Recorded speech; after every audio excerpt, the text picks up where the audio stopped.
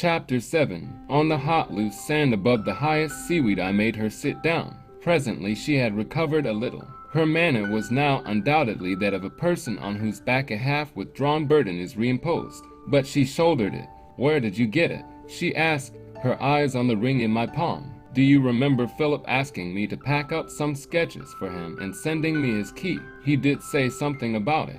Monty had left. I found the ring on the Sunday afternoon I went for the sketches. It was in a hole in the studio floor. In a hole. Ah, H.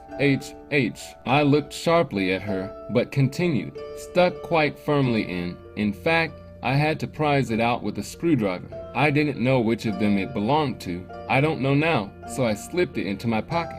Perhaps you'd better take it." But she made no movement to do so. She was picking up handfuls of sand and allowing it to slip through her fingers again. She made quite a number of little heaps, which her eyes attentively watched. But her mind was elsewhere, perhaps on that last letter of Audrey Cunningham's, when apparently the engagement had been neither off nor on. She made no sign when I placed the ring in her lap. I had to speak. Queer, wasn't it? Her murmur was so low that I scarcely heard it. Of course a thing like that would make it definitely off. A thing like what?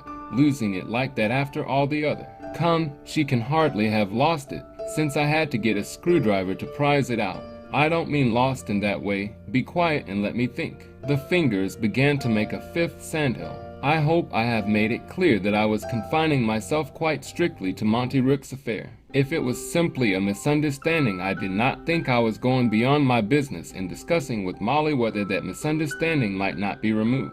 But it now seemed to me that I was once more on the verge of far more than this. That deep, long drawn-out H, that a thing like that would make it definitely off were enough to convince me of this. Evidently my words had meant more to her than to myself who had uttered them. Therefore, if Molly claimed time to think, so did I. And first of all I recalled my firm persuasion of that Sunday afternoon that Audrey Cunningham had made some sort of a discovery. It might have been an accidental one, or she might merely not have rested until she had made it, but a discovery she had made, and it had to do with the hole in the studio floor. I remembered too my own pacings, eye measurements, judgment of angles, and my slight chagrin that Philip had frustrated my further investigations by his removal of the key from the cellar door. And it seemed to me that again everything seemed to come round to that cellar of Esdale's.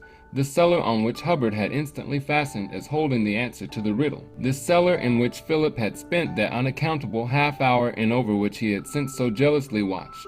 Yet the same cellar into which both Rook and Mrs. Cunningham had since descended and found nothing. Yet instantly all my former objections rose again as vividly as ever. The extreme physical improbability that Philip could have seen anything through that peephole. The utter unlikelihood that he should have had his eye at it at that particular moment of time.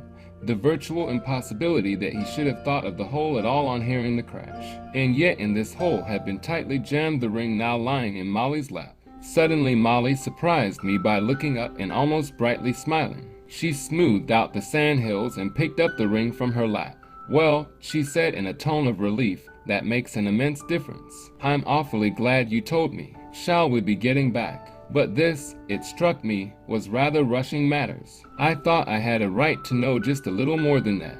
Therefore I did not rise. "One moment," I said. "I should like to know why you said that a thing like that would make it definitely off." She smiled again, with a sort of affectionate raillery. "Oh, and you're supposed to understand women." This I warmly disclaimed.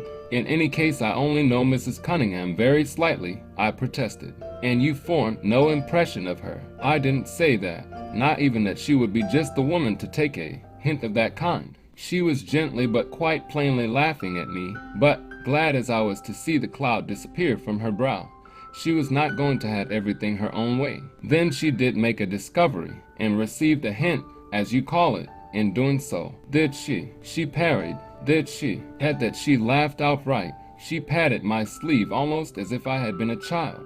"You men can't know how funny you are sometimes," she mocked me.